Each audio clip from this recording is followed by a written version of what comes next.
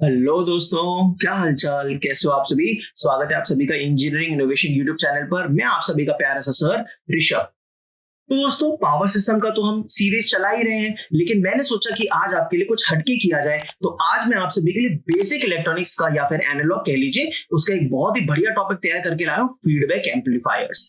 जी हाँ दोस्तों, इसमें हम सब कुछ समझेंगे फीडबैक एम्पलीफायर्स के बारे में कि फीडबैक एम्पलीफायर होता क्या है, पॉजिटिव फीडबैक नेगेटिव फीडबैक क्या होता है, और इसके साथ ही आज मैं आपको पूरा का पूरा series shunt shunt series shunt shunt ये सारी की सारी चीजें इतने बेहतरीन लेवल पे क्लियर करने वाला हूं कि आज के बाद आप कभी भी इस चीज में कंफ्यूज नहीं होंगे और फटाफट इसका आंसर सही सही मार्क कर देंगे। तो चलिए स्टार्ट करते हैं दोस्तों, पूरा का पूरा सेशन जरूर देखिएगा। तो देखिए दोस्तों, सबसे पहले समझते हैं फीडबैक एम्पलीफायर क्या होता है। बहुत ही सिंपल है, मैं आपको एक छोटे से एग्जांपल के थ्रू समझाता हूं। मान लीजिए कि आपकी शादी हो चुकी है, आप शादीशुदा हैं, और ये है आपकी बीवी, ये है आपकी वाइफ, आपकी बीवी, और ये है आप, है ना, हस्बैंड।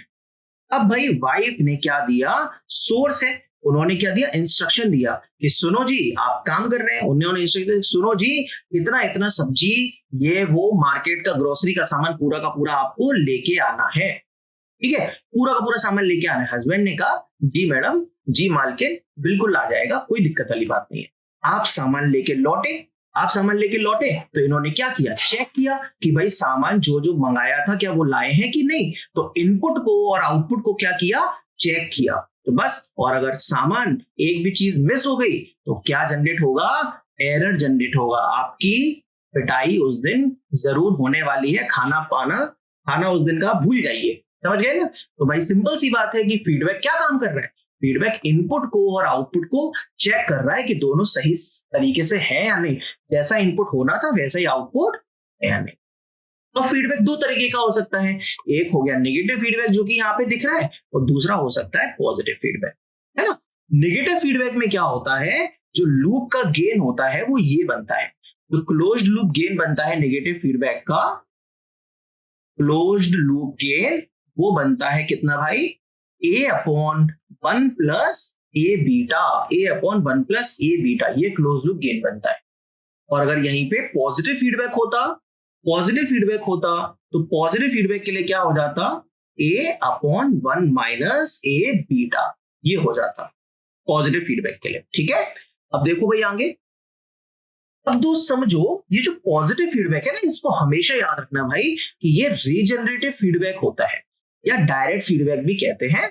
और एक चीज समझिए, देखिए अगर मैं बात करूं ओपन लूप गेन की, अभी तो क्लोज लूप निकाला था, ओपन लूप गेन की बात करेंगे तो वो ए होता है ना। तो क्लोज लूप गेन कितना होता है पॉजिटिव में, देखो ये रखा, ये दिया है, तो ए अपॉन वन माइनस ए बीटा। तो देखो ए ये था, अगर मैं इसको डिवाइड कर देता हूं वन माइनस ए बीटा से, तो डिनोमिनेटर क्या है, लेस देन वन है, ये लेस देन वन है, तो ओवरऑल जो वैल्यू निकली वो क्या हो गई, ये वैल्यू ग्रेटर देन ए आ गई ना, ये वैल्यू क्या आ गई, ग्रेटर देन ए।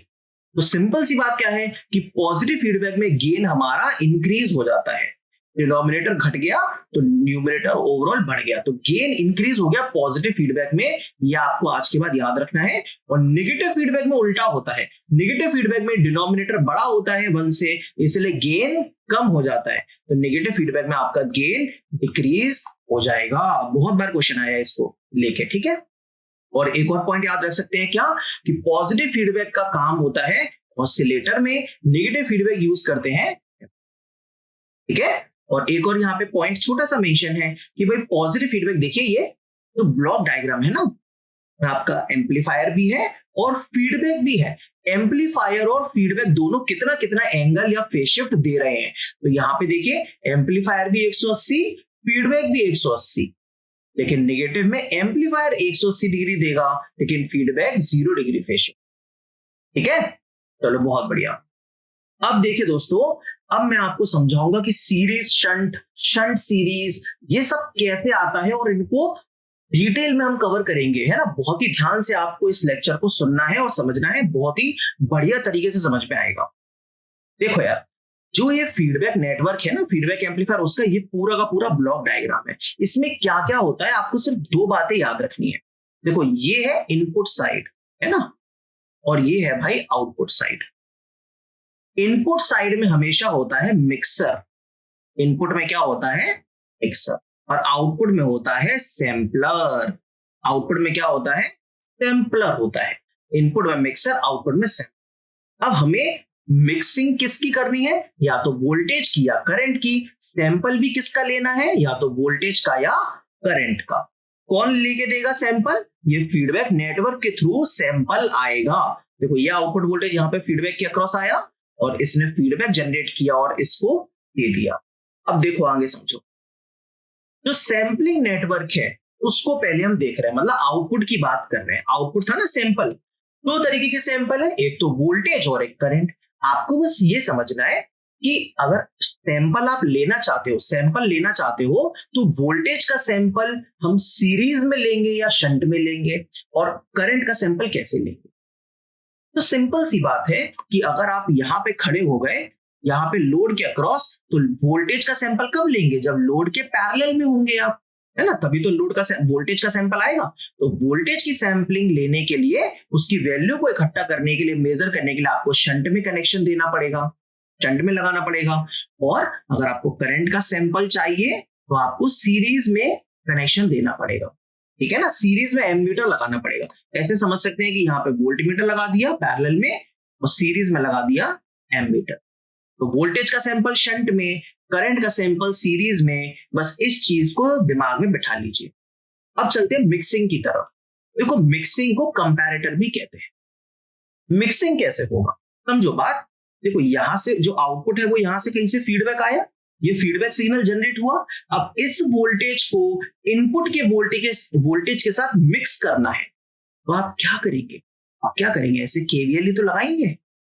बताइए ऐसे केवीएल लगाएंगे कि नहीं, बिल्कुल सर केवीएल लगाएंगे। और केवीएल कब लगता है, जब कंपोनेंट सीरीज में हो भाई। तो इसीलिए वोल्टेज की मिक्सिंग करने के लिए आपको सीरीज कनेक्शन करना पड़ेगा। और करंट का मिक्सिंग कब होगा, देखो ये करंट है, ये करंट है फीडबैक का, तो ये कब होगा, जब पैरेलल में लगा हो। किस में लगा हो, पैरेलल में या शंट में। तो करंट की मिक्सिंग करने के लिए शंट होता है। आंखें बंद करो फटाफट और रिवाइज करो।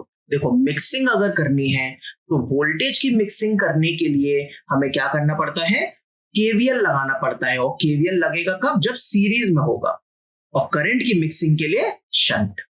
वोल्टेज का सैंपल लेना है तो वोल्टमीटर लगा दिया शंट में, और करंट का सैंपल लेना है तो एमीटर लगा दिया सीरीज में। पूरा खेल केवल यहीं बसा है, समझ गए इतना।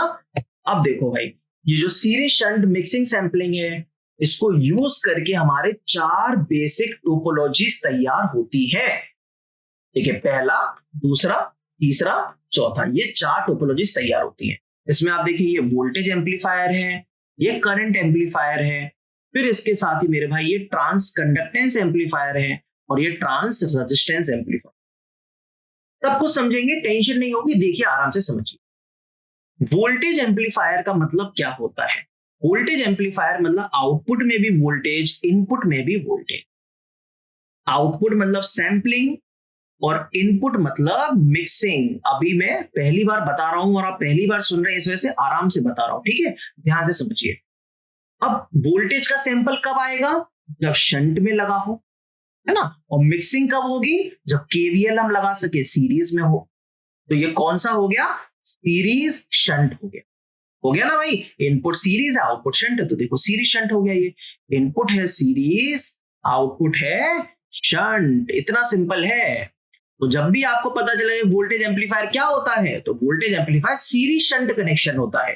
कैसे देखा, output voltage, input voltage, output में सैंपलिंग कैसे आएगी, शंट में, और इनपुट में मिक्सिंग कैसे आएगी, सीरीज में। काम खत्म। अब देखिए करंट एम्पलीफायर, तो यहाँ पे भी आउटपुट में भी करंट, इनपुट में भी करंट। अब आउटपुट में करंट जो है, तो आउटपुट का सैंपलिंग करना है, इनपुट का मिक्सिंग करना है। तो भाई आउटपुट की सैंपलिंग कैसे आएगी बताओ, करंट की सैंपलिंग कैसे लेंगे, जब एमीटर लगाएंगे, सीरीज में एमीटर लगाएंगे तब। इनपुट में करंट है, उसकी मिक्सिंग कब करेंगे, जब किरचॉफ्स करंट लॉ लगा पाएंगे, मतलब शंट में होगा। तो ये क्या कनेक्शन हो गया, शंट सीरीज। क्या कनेक्शन हो गया मेरे दोस्त, ये शंट सीरीज। देखिए लिखा है ना जादू, मस्त चीज है भाई। अब देखो आगे, ट्रांस कंडक्टेंस। तो कंडक्टेंस क्या होता है दोस्त, कंडक्टेंस तो हमने पढ़ा है करंट अपॉन वोल्टेज होता है, एकदम सही। तो सैंपलिंग करंट की है, मिक्सिंग वोल्टेज की है। अब करंट की सैंपलिंग के लिए क्या करना पड़ेगा भाई, बस सीरीज में लगाना पड़ेगा एमीटर। मिक्सिंग वोल्टेज की करना है तो क्या करना पड़ेगा, ये भी सीरीज में लगाना पड़ेगा। तो सीरीज सीरीज हो गया, ट्रांस कंडक्टेंस हो गया सीरीज सीरीज। लास्ट बचता है रेजिस्टेंस, क्योंकि वोल्टेज अपॉन करंट है। तो भाई फिर से यहां पे भी मैं लिख देता हूं अच्छे से, सैंपलिंग मिक्सिंग। वोल्टेज की सैंपलिंग कैसे होगी भाई, वोल्टेज की सैंपलिंग अगर आपको करनी है तो शंट में, और मिक्सिंग करनी है करंट की तो भी शंट में। तो ये क्या हो गया, शंट शंट हो गया ना याद। बहुत ही सिंपल है, मुझे लगता है सारे के सारे स्टूडेंट जो भी अभी सुन रहे हैं उन सबको याद हो गया होगा। अब देखिए दोस्तों, ये है आपका फाइनल हिसाब किताब। होता क्या है, एक चीज समझिए। देखिए, एक मिक्सिंग हो गई इनपुट, एक आउटपुट हो गई सैंपलिंग। ठीक है, सैंपलिंग हो गई आउटपुट। होता क्या है, जब सीरीज शंट, शंट सीरीज ऐसे लिखा हो तो जो पहले लिखा होता है वो मिक्सिंग होता है, जो बाद में लिखा होता है वो सैंपलिंग होता है। हमेशा ध्यान रखिए, फर्स्ट होता है मिक्सिंग, फिर होता है सैंपलिंग। ठीक है, लेकिन अब मैं आपको एक चीज बताता हूं। देखिए, मान लीजिए ऐसे लिखा है शंट सीरीज, इसका एक और नाम है। अब वो कैसे पता चलेगा, पहली बात तो ये क्या है भाई, मिक्सिंग है, और ये क्या है, सैंपलिंग है। आया ना, जी हाँ। अगर ऐसे लिखा हुआ है तो पहले इनपुट लिखते हैं फिर आउटपुट लिखते हैं। क्या ये बात समझ में आती है, बिल्कुल आती है। लेकिन लेकिन लेकिन अगर आपको वोल्टेज शंट या दूसरे नाम इसका लिखना है तो उसमें क्या होता है, उसमें दोनों पोजीशन इंटरचेंज हो जाती है। मतलब सैंपलिंग पहले आ जाता है, मिक्सिंग बाद में आ जाता है। बस, क्या, सैंपलिंग पहले मिक्सिंग बाद में।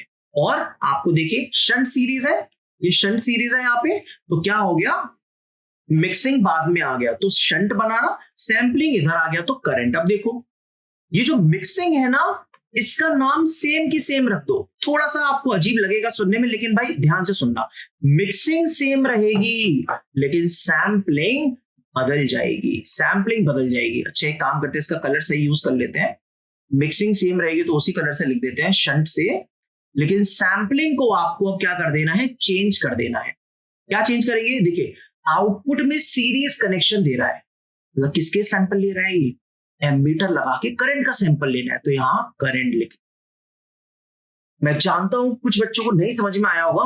देखो भाई, एक और बात ध्यान से, एक और एग्जांपल लेता हूं। देखो, आप ले लो सीरीज सीरीज ले लो, चलो क्या ले लो, सीरीज सीरीज ले लीजिए। ठीक है, अगर आप सीरीज सीरीज लोगे, आप समझो, आपको मालूम है, क्या मालूम है कि ये आपका मिक्सिंग है ना, और ये आपका सैंपलिंग है। आया ना, बिल्कुल सही बात। अब हमें क्या करना है, इसका सैंपलिंग पहले लिखना होता है और मिक्सिंग बाद में लिखना होता है। और मिक्सिंग हमेशा सेम रहती है, मिक्सिंग सेम रहती है तो मिक्सिंग तो सीरीज ही हो जाएगी, लेकिन सैंपलिंग वो हम वोल्टेज या करंट से चेंज कर देते हैं। सीरीज में सैंपल मतलब किसका सैंपल, करंट का सैंपल। शानदार, तो ये करंट का सैंपल हो गया। तो मेरे भाई क्या समझ में आया कि सीरीज सीरीज कनेक्शन को करंट सीरीज भी कहते हैं, शंट सीरीज कनेक्शन को करंट शंट भी।